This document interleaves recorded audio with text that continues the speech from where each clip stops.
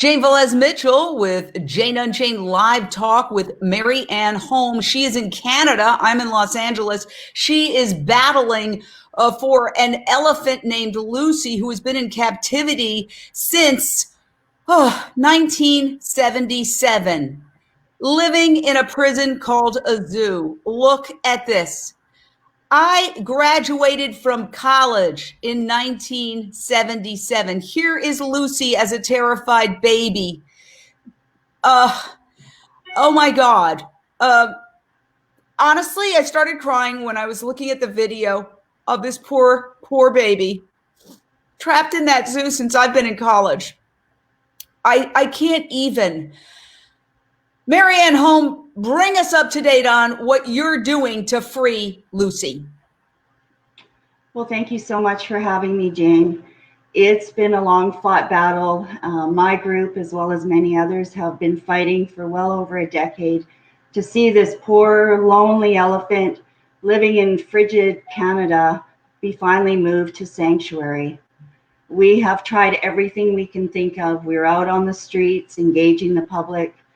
We sit in city council chambers. We went 35 times and sort of stared city council down, asking them if they would just put Lucy on the agenda so we could talk to them, bring in some experts to explain that Lucy does have options. Unfortunately, the zoo has convinced the city politicians and citizens here in Edmonton that Lucy's condition is such that she would be at risk if she was moved to sanctuary. Here is a picture of her as a baby. She was ripped away from her natural life as a baby.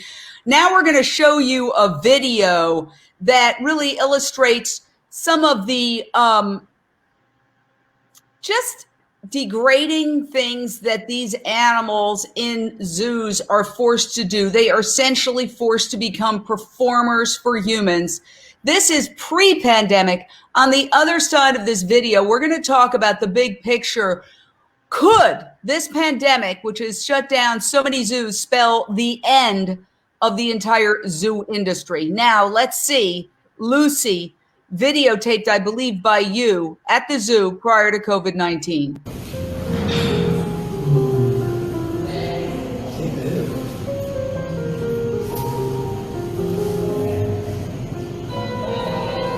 No, there she goes playing the piano. That's a new one.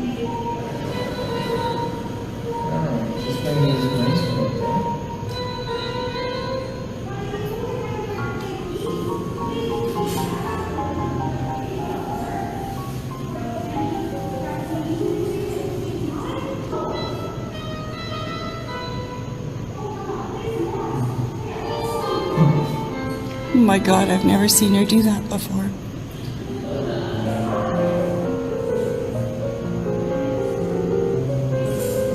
She is. She's just gorgeous, eh, Winnie?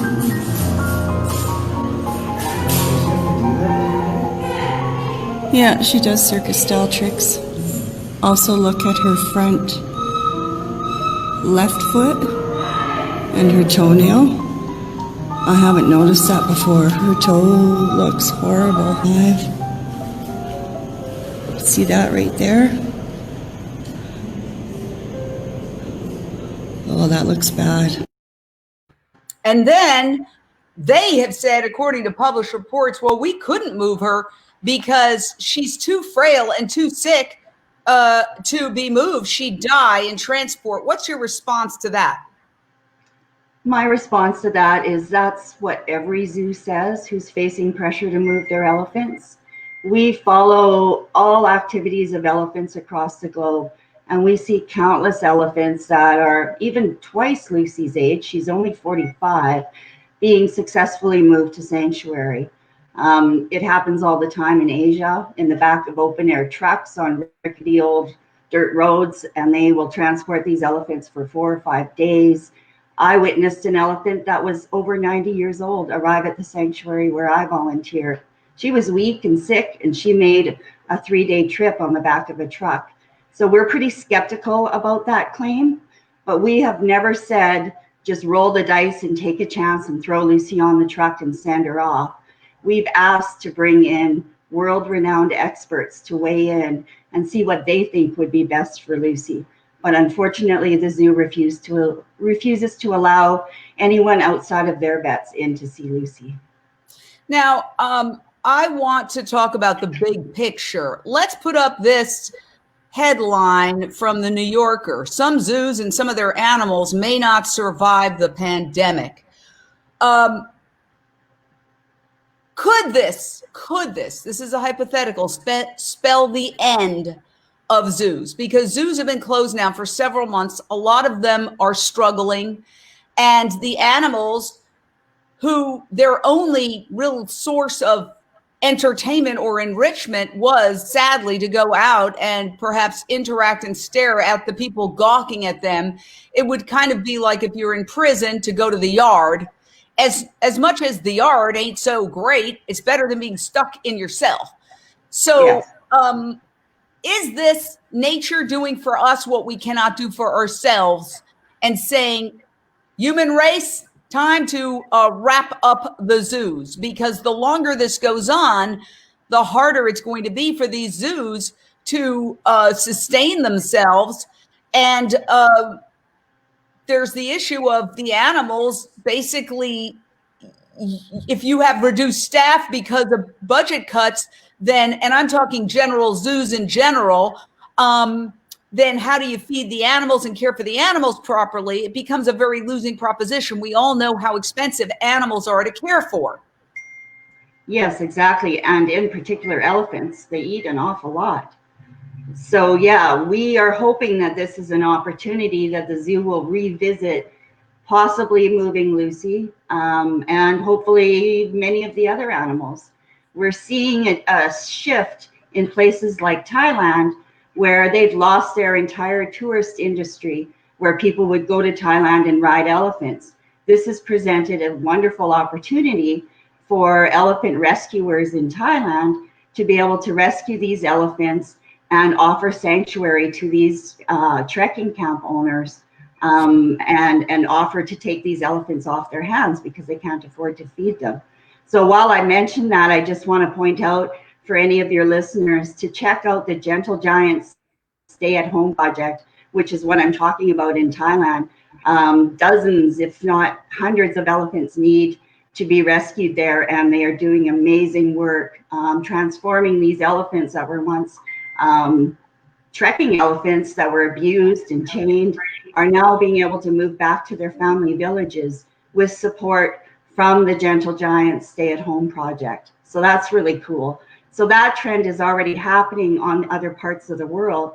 So we're hoping here in North America, zoos are going to be facing the same situation. And I know for a fact, the Edmonton Valley Zoo is struggling financially. They were before the pandemic because they don't have a big amount of people coming through their gates every day.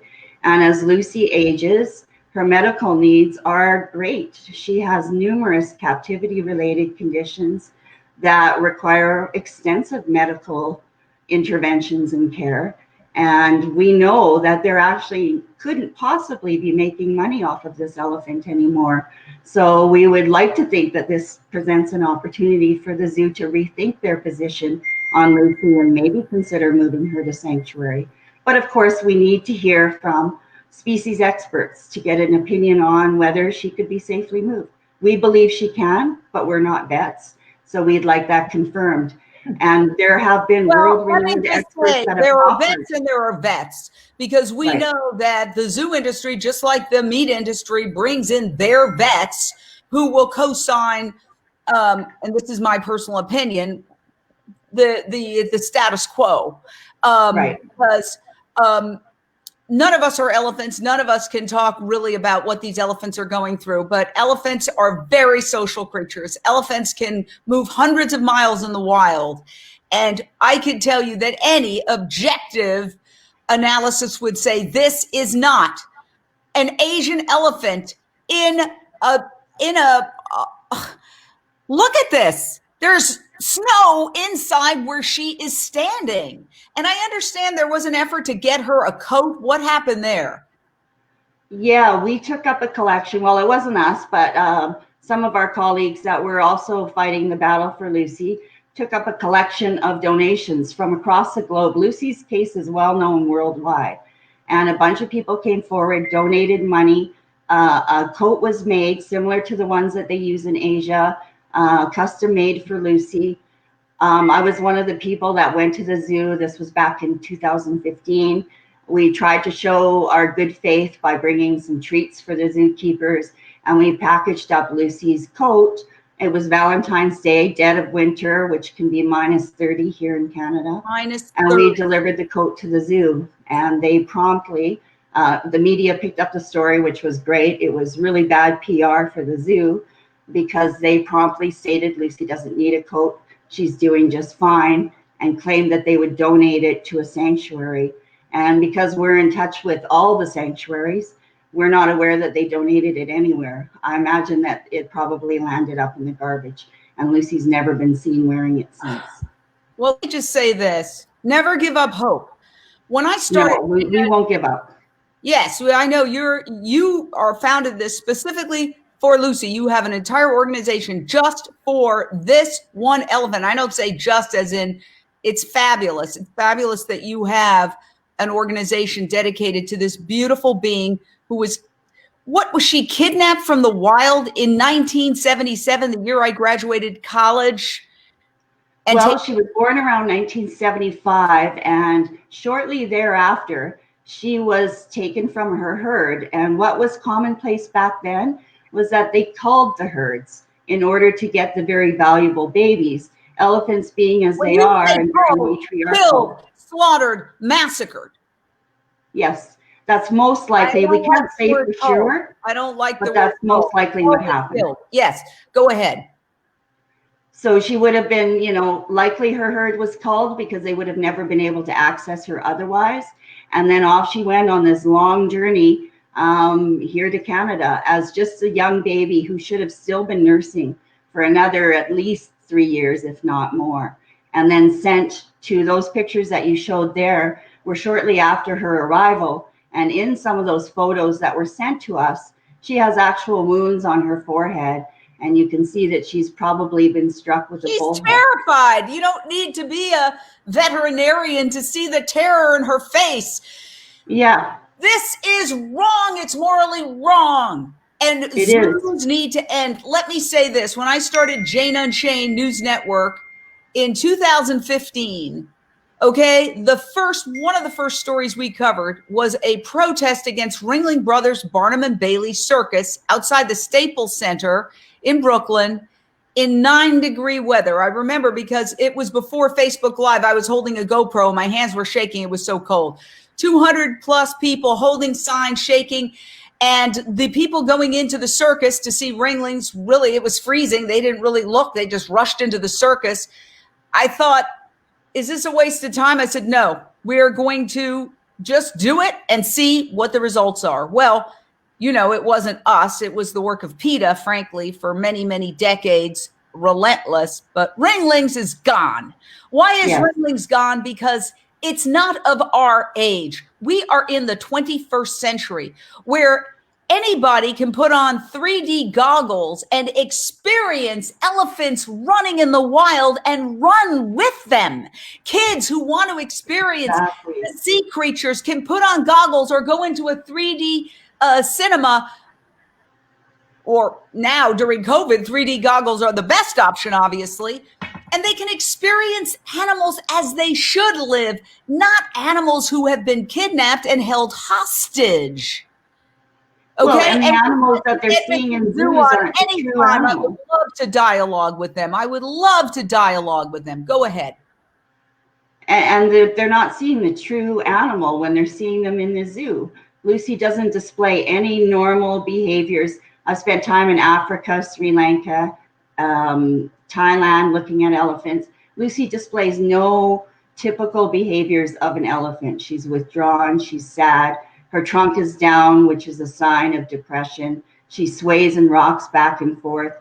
You're not teaching your children about animals and how they behave normally. You're teaching children about these poor inmates who've been captured and had their souls ripped out who aren't even behaving anything close to what an actual elephant acts like. I've been watching Lucy for, well, my whole life because I've lived here, but really watching Lucy closely for the past decade. I have never heard that elephant make a sound ever.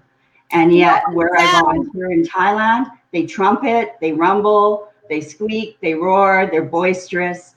Lucy just stands there. She sways, she stares, she turns her head and puts it in the corner. I'm going to play the video again. Now, what people who don't know ignorantly describe as dancing is really, according to you, a sign of stress when they rock back and forth and go like Yes. this. Okay, let's look at it again and look at the just the moral bankruptcy of forcing this wild animal to play Furelise. Okay? Right.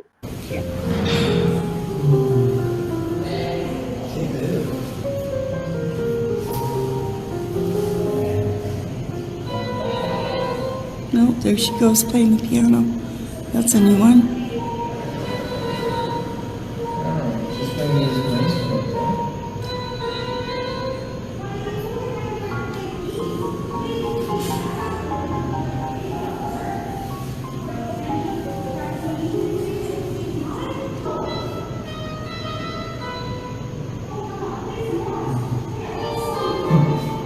Oh my God, I've never seen her do that before.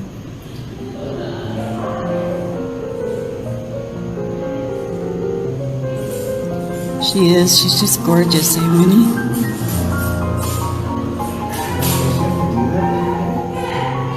Yeah, she does circus-style tricks. Also look at her front left foot and her toenail. I haven't noticed that before. Her toe looks horrible. See that right there? Oh, that looks bad. That's so sad. It just makes me cry. What is wrong with our species that we feel the need to dominate and break wild animals to turn them into pathetic performers and then justify it by saying we're taking our kids to see wild animals? This is medieval. It's medieval, in my opinion. And I invite the Edmonton Zoo on anytime at all. We would love to dialogue with them. Would you be willing to dialogue live with the Edmonton Zoo? We just lost her. I'm sure she would. She told me that on the phone. People, when somebody asks me for directions to the zoo, I say, I will not give you directions to the zoo because I consider them prisons for animals. And I feel that they are sending the worst message to children. They are sending a message to children that we must capture, break, dominate, and basically emotionally, there's no words. There's no words. Please, this is the time, I believe personally, to transition from zoos to sanctuaries. What's the difference between a zoo and a sanctuary? As it's been explained to me, zoos are designed for people. You have to keep confined spaces because that's how people get to see the animals, because animals don't necessarily want to be put on display for people. So if you don't keep them in confined spaces, they will go off. Sanctuaries are designed for the animals. So you can go to a sanctuary. You may see an animal. You may see them from afar because they're not obligated or kept in small pens so that you can be guaranteed for the price of your ticket that you're going to see an animal.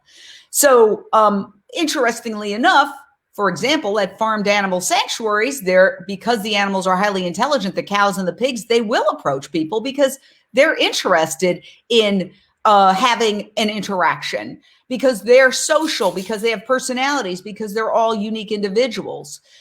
The other difference between zoos and sanctuaries is that sanctuaries don't breed animals and they don't trade animals for profit, like they're commodities, like they're things. They don't kidnap animals from the wild and rip them away from their families. And they don't pay for animals. There are extraordinary exceptions when there are times where it's a choice of the animal's going to be killed, or you would pay a base price just to save the animal's life in an extraordinary circumstance. But as a rule, sanctuaries do not buy animals ever. So they don't breed them. They don't trade them. They're not making money off of them. Follow the money. So in this time, I just implore everyone to re-examine the concept of zoos. If you have children, think about the many ways that they can really experience animals as they should live in the wild, thanks to technology, just like we're talking to you vis-a-vis technology. Technology is the answer to all of these things. When I go to Europe and I see a medieval torture museum and I say, oh my God, how did they do that? All right. Well, we could look at how we treat animals today in this world for food, torturing them for food, for entertainment, putting them in zoos and making them play Furalese by tapping. I mean, we need to evolve. It's the 21st century. And I believe this pandemic is an intervention from nature saying, humans, go to your room. You've been very bad. Think about what you're doing to the planet, to fellow creatures with whom you share this planet. Evolve, become compassionate, show respect, or you're done. And so this is what we need to do when we think about zoos. Zoos could transition to sanctuaries. There's ways. You can have the animal sent to sanctuary, just like there's a battle to get Lucy sent to a sanctuary in Canada. You could have, from Canada somewhere else. You know, maybe in Canada, but probably there's many, many sanctuaries that are very eager to take elephants from zoos and give them a life where they can roam. You could also take sanctuaries that have enough land, or perhaps purchase more land, change the entire setup, put in new administration, people who have a different attitude toward the animals and are not looking at them as commodities, are looking at them as beings to be respected and to be protected. And you can, and here's Mary back again. And sorry, don't know what happened there. No worries. And you could transition some of these zoos to sanctuary. It would be a complete makeover. But that's what's happening in our society today, is a complete makeover. You're hearing reports that, you know, department stores are going out of business and they're being transformed into something else. Fulfillment centers for e-commerce, because the world is changing. The world is changing, and it's got to change for zoos and zoo animals. I'll give you a final thought.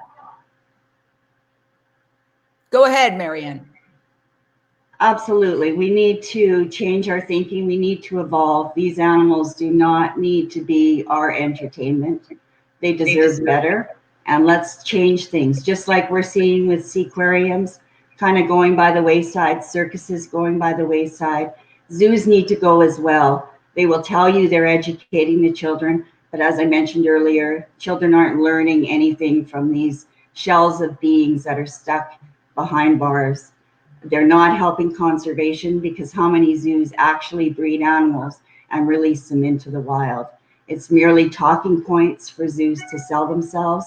Let's evolve. Let's end zoos, and let's only support causes and animal sanctuaries and refuges that are not existing for profit, because as long as they exist for profit, the animals suffer. Well said, and I can't think of a better conclusion to wrap this segment up. Support LEAP. Let's keep struggling for Lucy the elephant. Again, imprisoned, kept in a zoo in Edmonton, Canada, one of the coldest cities in Canada. This is an Asian elephant. Since 1977, the year I graduated from college. You can find us on Facebook. Our full name is Lucy's Edmonton Advocates Project, and also our website, www.leapforlucy.com. Lucy could use everyone's support, so come and check out our page and our website And we'd love to have you join the fight to help save Lucy. Thank you so much for all you do. Carry on. See you next time. Thank you so much, Jane.